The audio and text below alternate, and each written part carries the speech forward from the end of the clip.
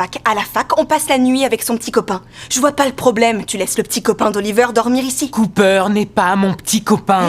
T'es pas obligé de le dire de cette façon. Taylor, Trip n'a pas le droit de passer la nuit ici, c'est hors de question. Tu n'as pas le droit de t'envoyer en l'air sous ce toit. Maman! C'est irrespectueux. C'est la première fois que Taylor ramène son petit ami à la maison pour passer la nuit. Mais elle ne s'attendait pas à une réaction aussi forte de la part de ses parents. Mais tu as compris l'idée, Trip ne repassera pas une nuit ici. Si ça peut vous faire plaisir, hier soir, on a surtout fait plein d'autres choses. Je pense pas que ça lui fasse plaisir. Après ce moment extrêmement gênant, Trip prend l'initiative de parler au père de Taylor. Il veut lui expliquer clairement ce qui vient de se passer. Monsieur A, je veux que vous sachiez que j'aime Taylor et j'ai du respect pour elle. Je ferai jamais de home run avec elle ou autre chose de ce genre. Pourquoi je suis le seul à ne pas connaître la signification du home run? C'est quand on se penche en avant et... Je veux pas le savoir, fiche le camp! De son côté, la mère de Taylor se plaint auprès de son ami. Elle n'arrive pas à accepter que sa fille soit aussi proche de son petit ami dans sa chambre. Tu vas accepter quand qu'elle fasse l'amour sous ton toit? Jamais.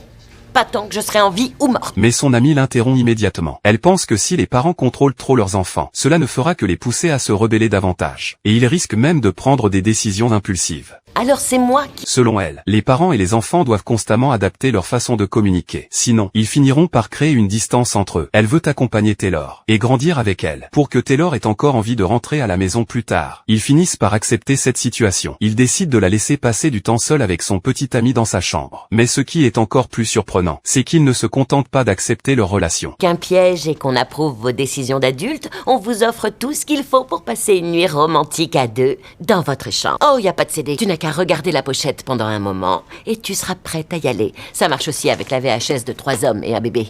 Même Gutenberg fait monter la température.